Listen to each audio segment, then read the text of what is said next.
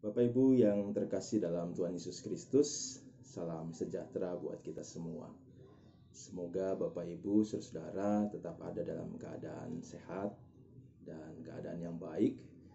Meskipun bersama-sama kita tahu kita harus menghadapi tantangan dan pergumulan yang tidak mudah dalam keberadaan kehidupan kita saat ini.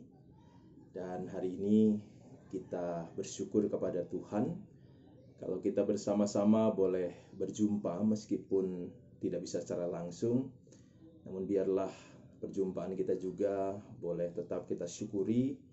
Dan hari ini dalam perjumpaan ini kita akan bersama-sama merenungkan firman Tuhan.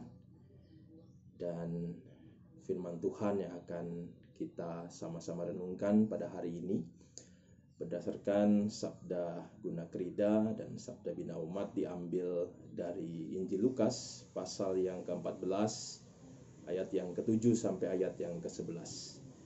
Mari bersama kita mempersiapkan hati dan pikiran kita. Kita berdoa memohon bimbingan Roh Kudus. Tuhan, terima kasih karena Tuhan terus memberkati kehidupan kami. Saat ini kami datang menghadap hadirat Tuhan.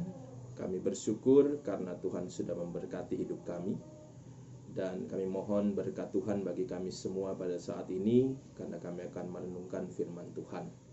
Biarlah setiap kami boleh memahami kehendak Tuhan yang mampu kami laksanakan dalam kehidupan kami. Amin. Firman Tuhan di dalam Injil Lukas pasal 14 ayat 7 sampai 11 menyatakan, karena Yesus melihat bahwa tamu-tamu berusaha menduduki tempat-tempat kehormatan, ia mengatakan perumpamaan ini kepada mereka.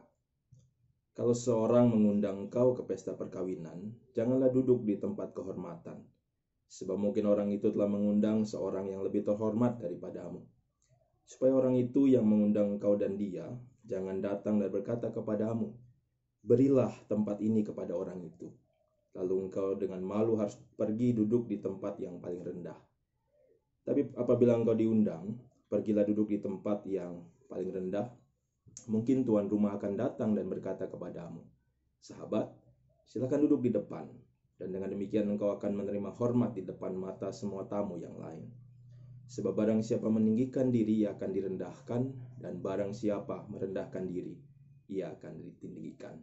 Demikianlah firman Tuhan. Terpujilah Yesus Kristus, Hosiana. Bapak Ibu yang terkasih dalam Tuhan Yesus Kristus, seorang psikolog bernama Abraham Maslow pada tahun 1943 memperkenalkan sebuah teori yang disebut sebagai teori kebutuhan manusia. Dalam makalahnya yang berjudul A Theory of Human Motivation, dia menyebutkan ada 5 kebutuhan dasar manusia. 2 diantaranya adalah penghargaan dan aktualisasi diri. Selain itu, ada juga kebutuhan akan kasih sayang, rasa aman, dan juga kebutuhan tentang fisiologi manusia. Nah, teori ini digunakan hingga saat ini. Teori ini ingin mengatakan kepada kita semua bahwa salah satu kebutuhan dasar manusia itu adalah manusia ingin dihargai orang lain. Manusia ingin dihormati orang lain. Manusia ingin diakui keberadaannya. Dan bahkan karena kebutuhan ini, terkadang manusia mengambil berbagai macam cara. Manusia bahkan menghalalkan berbagai macam cara agar dia bisa mendapatkan penghormatan dan juga bisa diakui keberadaannya. Dan hal ini tentunya berbeda dengan apa yang Tuhan Yesus ajarkan kepada kita melalui firman Tuhan hari ini. Firman Tuhan dalam perikop bacaan kita melalui sebuah perumpamaan tentang undangan ingin mengajarkan hal yang berbeda dari apa yang biasanya ingin dicapai manusia. Kalau manusia ingin dihargai, manusia ingin dihormati, firman Tuhan hari ini mau mengingatkan kepada kita bahwa Yesus mengajarkan kepada kita untuk senantiasa merendahkan hati kita. Artinya bahwa dengan merendahkan hati kita, kita tidak menjadi pribadi yang menyombongkan diri. Kita tidak menjadi pribadi yang menganggap diri kita lebih utama daripada orang lain. Bahkan sebaliknya, dengan kerendahan hati ini kita belajar untuk menganggap orang lain lebih utama dalam kehidupan kita. Sebuah hal yang terkadang sulit dilakukan di masa kini. Sebuah tindakan yang terkadang sulit terjadi dalam kehidupan kita sekarang ini, di tengah-tengah situasi di mana banyak orang merasa ingin dihormati, merasa ingin dihargai. Banyak orang merasa bahwa dirinya yang lebih utama daripada yang lain.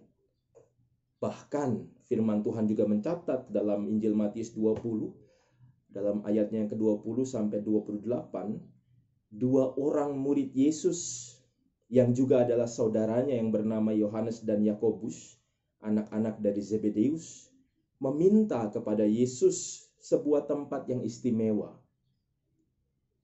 Artinya bahwa murid-murid Yesus yang kita anggap sebagai orang-orang yang selama ini bersama dengan Yesus, orang-orang yang selama ini merasa bahwa mereka dekat dengan Yesus, mendengarkan suara Yesus, mendengarkan ajaran Yesus, memahami kemauan Yesus sendiri, tidak mampu melakukan apa yang Yesus inginkan. Sebaliknya, bahwa mereka menginginkan hal yang berbeda dari apa yang diinginkan Yesus. Mereka ingin dikenal, mereka ingin mendapatkan tempat istimewa, apalagi dengan status mereka sebagai keluarga, sebagai saudara. Yang terkadang juga kita lakukan jika kita memiliki saudara, memiliki keluarga yang punya jabatan, punya kedudukan.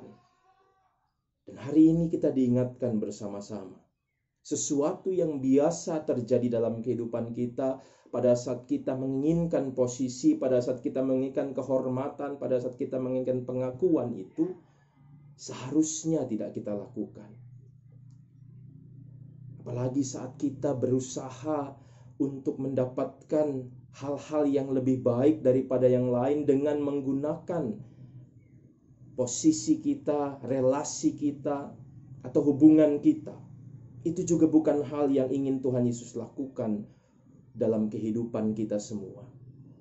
Nah, saudara-saudara, kita belajar hari ini bagaimana Yesus menginginkan kita untuk terus rendah hati, untuk terus menganggap diri kita ini tidak memiliki apa-apa, untuk menganggap diri kita ini memang penuh dengan keterbatasan, sehingga kita bisa memahami bahwa kita memang lemah, kita memang terbatas, kita memang membutuhkan Tuhan dalam kehidupan kita.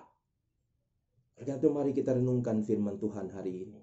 Kita renungkan bagaimana pesan Tuhan buat kita semua untuk kita terus merendahkan hati kita, untuk terus mengaku bahwa Tuhan adalah segala-galanya dalam kehidupan kita. Kita tidak berarti, tidak punya apa-apa kalau tanpa Tuhan dalam kehidupan kita.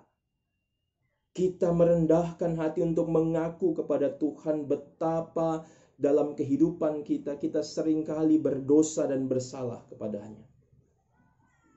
Sehingga dalam pengakuan itulah, dalam kerendahan hati itulah, kita akhirnya bisa mendapatkan pengampunan dari Tuhan.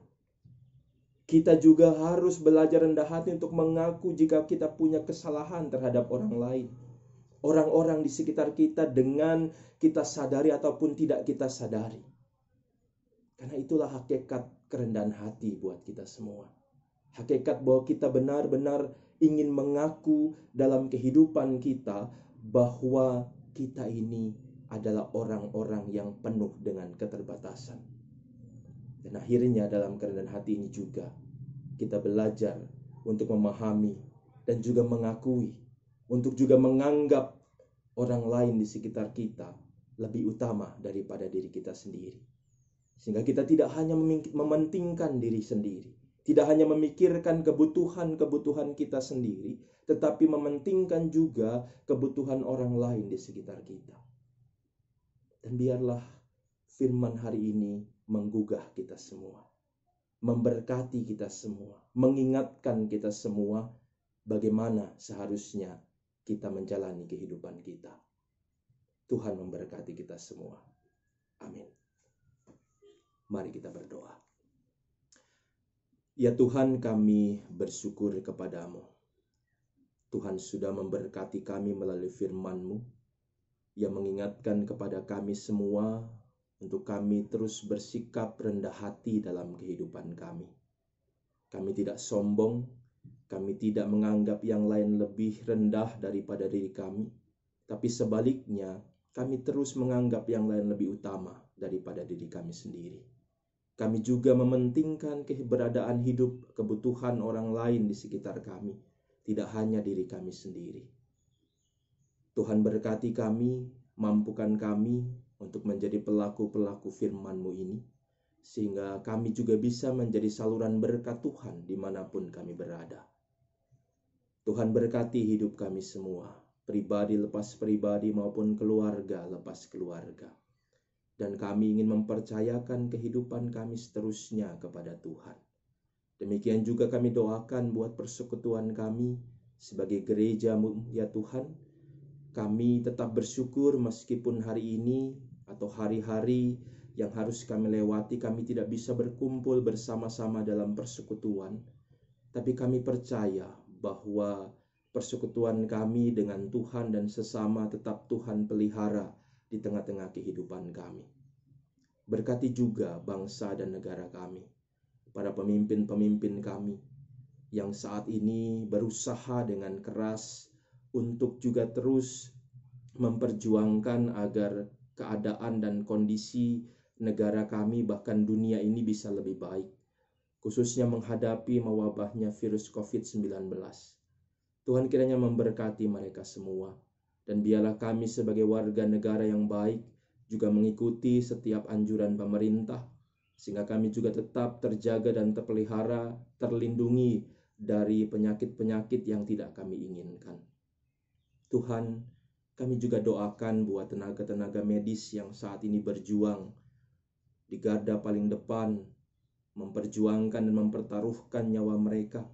Tuhan juga kuatkan mereka, berkati mereka, dan juga berkati keluarga-keluarga mereka, sehingga mereka juga boleh tetap merasakan sukacita dan damai sejahtera saat mereka menjalani tugas dan tanggung jawab mereka. Ya Bapa dalam surga, ya Yesus Tuhan kami menyerahkan setiap seruan dan doa kami ini hanya ke dalam tangan kasih-Mu, Tuhan Yesus Kristus, Tuhan dan Juru Selamat kami yang telah mengajar kami berdoa. Bapa kami yang di surga, dikuduskanlah nama-Mu.